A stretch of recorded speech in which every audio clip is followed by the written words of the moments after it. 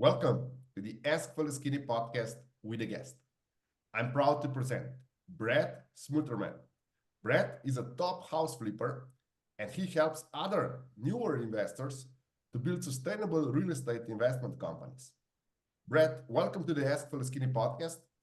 Please tell us more about yourself. What is your story?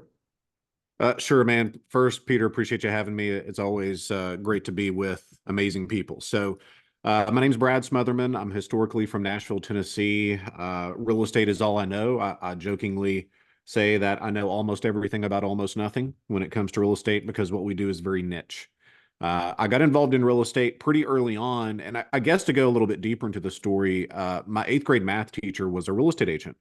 And this was a teacher that would still paddle you. You know, if you didn't have your homework, he would take you out in the hallway and whack. You would hear it all through the hallway. And everybody was terrified of this guy. We thought he was Satan incarnate. And, then my grandfather passed away. I was raised by my grandparents. My grandfather passed away December of that year, so halfway through the school year. And he took me outside. He said, "Brad, out in the hallway." First day back after the funeral. And I thought, well, here we go. And he got down on one knee and kind of looked up at me and said, "Son, I heard your papa passed away. I just wanted to make sure that you're okay." And after that, me and him became very close. He really kind of stepped into more of a father figure role for me.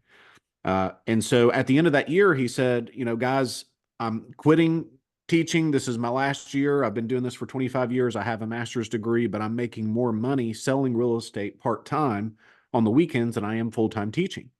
And I thought, how is that possible? This guy is a professional, 25 years experience. How is this? And that was really my first, from a Robert Kiyosaki perspective, rich dad, poor dad moment, because I saw for the first time the distinction.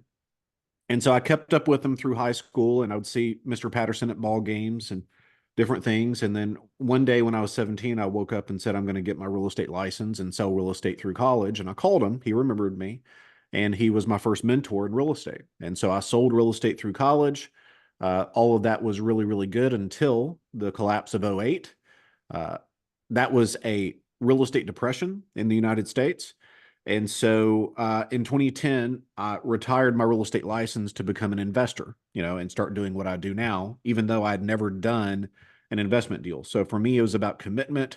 I burned the ships, burned the boats, burned the bridges, made sure that I didn't have a backup plan. I had to make it work as an investor. And so fast forward to today, depending on the month, we have oftentimes bought $1 million in equity in 30 days.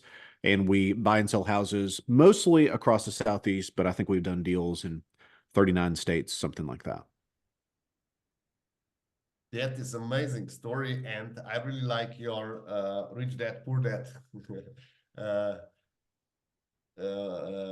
theme with Robert Kiyosaki, because I think we all read the book and it's just amazing. And you said that 2008 was apocalyptic year for the property, and that only 2 years later you become investor. So Yep. what did you learn from the depression in 2008, and how did it help you moving forward from 2010 on?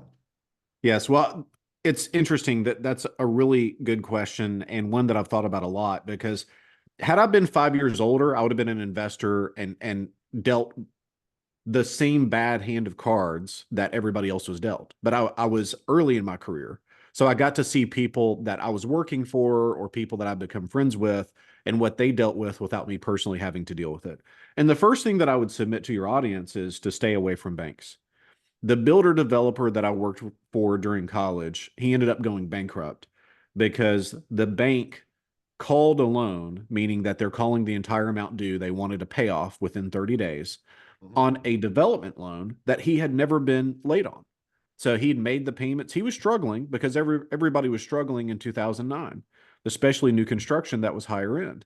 But the bank said, "Oh, sorry, 30 days, we need to pay off." And he couldn't do it. And there was no refinancing that debt during that time. So it bankrupted him. And this was a good man, a hard worker who'd always, tried to do the quote unquote right thing, not get over leveraged, pay off debt as soon as you can. And I think because he had tried to pay that loan down significantly and he had done that, that they called his loan first. because the loan to value was probably a good position for the bank to take over if they had to foreclose, and they did. And so the first thing I would say is really make sure to stay away from banks. Secondly, and this is just general business, a good friend of mine, Coach Michael Burt, said to me the other day, he said, Brad, spring and summer always, winter is always coming, and winter wants to know what you did all spring and summer. And I thought that's exactly correct. So having cash reserves, having good deals that have equity position on the front end, and it's really about conservatism. That's not a political statement, but it's really about being financially conservative. So a lot of people think that real estate investors are just blow and go investors. And I think that some people could be that. But I think as long as we're conservative, we have good inventory in the company, we don't get over leveraged, then we're going to have success. And that really is independent of market cycles. Okay. So basically what you're trying to imply is that there's always business to be made in property, especially if you go more conservative. Would you agree that in real estate, money is made when you purchase? Absolutely. Yeah. Everybody's concerned about a market, but what they don't realize is that in my world, we're always in two markets. There's a market to buy real estate and a market to sell real estate. And they're inversely related, meaning it's either good to buy or good to sell. And so I don't really care what the market is at. I care where it's going. Okay. So I have a plan for a bad market. I have a plan for a good market. And as we transition, that's where the risk is. So if we're going from a good seller's market to a bad buyer's market, then it's that transition that has the risk, right? The risk that you have going from a seller's market to a buyer's market is you're holding too much inventory. And the risk that you have in going from a buyer's market to a seller's market is you don't hold enough, because that's an appreciating market. So you just have to be careful as markets transition and markets change. But I don't really care what the market does. Okay, that is really nice, because you make money even if market goes down. It's just important that you buy lower than you sell, and then I think that's quite straightforward philosophy. And I would like to ask you about, you said that you are conservatively leveraged and that you don't do it with the banks. How do you do it then? Can you disclose that? For sure, absolutely. So what we do, and I hesitate to go into deep detail just because it's going to create confusion, but I can go at it from more of a macro perspective. Yes, The please. first thing is that we have to have a motivated seller. We have to have someone that has already identified that they have to get rid of a piece of property. We don't buy from the banks. We don't buy from real estate agents. We don't buy at auctions. All of that is picked over. So we have to be direct to seller. So that's the first thing. Secondly, whenever we're structuring a deal, if we're looking at the deal, we want to keep our cash and credit on the sidelines as often as we can. Okay. So we deal in what we call creative finance. Okay. So we're not borrowing money from banks. I rarely, although sometimes, borrow money from private individuals to come in on transactions. So that's one way to do it. But a lot of what we do has built-in financing. So you think about it like this. I had a situation not long ago where there was a lady that was pre-foreclosure. She was in a divorce. She had squatters in the house, so she was a tired landlord, and she just had a heart attack. Okay, so she had 4 of my big 5 motivators, what we call the big 5 motivators. So this was a hyper motivated person. She did not want this property. It was behind on payments. She didn't have control over the property. She didn't have time, and she had to focus on her health. And so what we did in that scenario is she had a mortgage that had a 3% interest rate. We just took over payments on that existing loan. Okay, continued to make the payments on it. We're not assuming the loan. We're buying it called, and this is a lower level deal structure, but called subject to. So we're taking the title of the property subject to that existing lien, and we continue to make the payments on the property. And then it had an equity position on top of that. So I can't remember the exact numbers. I think she owed around 200. It was worth 275. I think we gave her $5,000 cash to walk away with. And so here we are with $5,000. We're able to capture a $75,000 equity position. Okay, so that's a pretty safe situation where we don't personally owe the debt. And we're in a situation where we're not outlaying a bunch of cash, and we have good upside. So, just investing 101, minimize the downside, maximize the upside, and let the markets roll. I will now start digging into the secrets. You mentioned big five motivators. Can you Yeah, disclose these big five for motivators? sure. So the first is pre-foreclosure, meaning that these people are behind on payments. The bank is there's risk of the bank taking back the property. Number two is divorce. Half of you know more about divorce than I do because I've never been through one. So divorce. Number three, inheritance. So the people have inherited something that they don't want. Number four, tired landlords. So people that own rental property but have squatters or potentially they're just done with the property. They're older.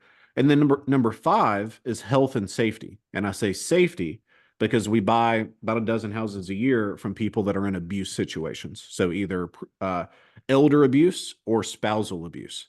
And so getting people out of those situations. So health and safety is the last one. And these situations create the life circumstance that dictate that people have to get rid of property. Okay, so it's not like you're reaching out to people, cold calling or direct mail, asking someone to sell you something. These people are asking you to buy something, and there's a big difference in the two. Okay, so I have another question. I used to have property in 6 states at Mhm. simultaneous, and you said that you work in the 31 state. How does that work? How can you control such a large territory? Yeah. Well, number one, the farther away the property is, the less control you have. So you have to mitigate that risk by buying at a deeper discount. Okay. So, like, the first thing is buying a good property. And the thing is, man, like I have people that I've trained that do this like multi-state. I have people, a handful of people that do this from overseas. I have people in Costa Rica, South Africa, Canada, Mexico that are buying US real estate with this type of a system. But it starts with a really conservative purchase, okay? Because there's no way to control everything. Secondly, we want to stay away from rehab as much as we can. Okay, so dealing with contractors, like doing a gut down rehab 6 states away is a total disaster. What makes a lot more sense is to buy the house and then sell it as is because you have a good position in it just as is. So maybe you clean it out, something like that, but we're not doing a rehab. Or potentially what we like to do is sell it with owner finance. Okay, so we sell it with owner financing, we take back the note just like a bank would. And so instead of owing the debt, you own the debt. And so you're receiving monthly payments on the property, similar to a rental, but then you don't have vacancy and repair. Okay. So that's another way to do it. But it's all about staying out of the complexity of rehabs 4 or 5 states over. Um, and there's exceptions to the rule, but that's the general rule. Buying very, very well at the beginning, and then have exit strategies that, depending on the market, are going to work. So, like as an example, owner financing works better during bad times because banks tighten their lending perimeters. So when I say, like, I don't really care what the market's doing, if we go to a tough 2010, 2012 market, back what it was 12, 14 years ago, then I'm just going to buy everything and then sell it owner finance, which is what I did. Every single deal I did was that from 2010 to 2014. So that's how we can do things remotely, is to be conservative, stay away from construction, and then have multiple exits. Hey, that is really something. So, how do you teach people how to invest? You disclosed many strategies and tactics that you're using. But let's say that one of our listeners from the US would like to start investing in the property, and they're a bit scared because of the down market and all the news about what cannot be sold. The Florida Yep. property Yep. market is falling apart. All this, where should they start? How should they get in contact with you? What's the first step that Yeah. they should do? Well, it's a funny thing, man, because I've seen people for the past 10 years talk about the next market crash and they're waiting. They're waiting for the next market crash and then they're going to jump into real estate. But, let's say it happens. Here's what they're going to say. It's like, oh, things are pretty bad right now. I really need to wait for a little while until things get better.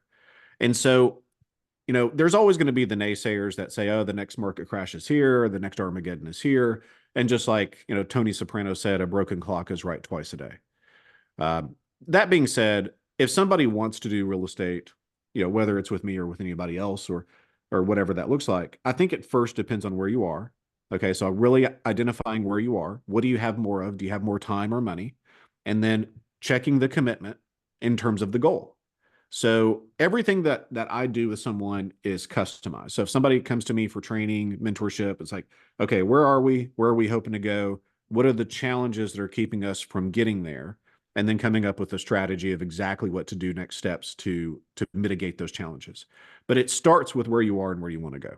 And a lot of people, man, I mean, I would say right now, and this is a gut check for the listeners, how many of you guys remember what your goals were at the beginning of the year? Very few people could automatically say, this is what I wanted. And even fewer could say, well, this is where I am in context of that goal. Right. And so having crystal clarity, I think, is one of the most important things when it comes to this. And then from there, the strategy is just learning strategy. There's no such thing as a born real estate investor. There's no such thing as a born anything, right? Investors are created, right? And so it's just learning the techniques, the strategies, and then going and implementing so that you can get the feedback loop and really start to build a business from there. But I'm a true believer that anybody can do this. I have, all the way from like international people in the US, title attorneys, engineers, doctors, all the way to homeschool moms of 5 or 7, single dads, people that are driving Uber on the weekends to make the business work. And all of these people have been successful. Okay. Now, to go into it, just so it doesn't sound like it's all rainbows and sunshine, because I don't believe in that. The business is challenging. You are going to run into challenges, and when you run into a challenge, you need to go and get help. Okay. And that's part of what we try to do for people. So that's kind of the long and short of it, man. Figure out where you are, what you want, come up with a plan and implementation. Thank you. That's amazing. So let me just repeat a couple of the key elements. There's always room or there's always the right time to start your property investment. If you do it right, it does not require market to be booming. You can make money in a down market. There's never right time to go in. There's always something gonna be that it's not perfect to get. But if you start, you will start gaining experiencing and you will slowly improve and get a mentor. Is there anything else you would like our listeners to take from this interview? Do you have any tips or trick of the trade that you can share?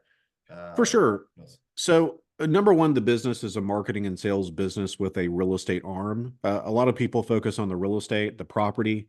It's much more about the problem that can be solved. So, going back to the big 5 motivators, that's the business. Okay. It's not whether it's a 3 bedroom or a 2 bedroom. I've often, man, become dumbfounded talking to some investors that are really, really rigid in how they invest. And one guy said, Brad, I don't buy 2 bedroom houses. I said, well, what if the house was worth $300,000 and you could buy it for 1,000? Would you do that? And he said, well, that's different. I said, well, it is different, but maybe we shouldn't have the hard, fast rule of always and never. Right.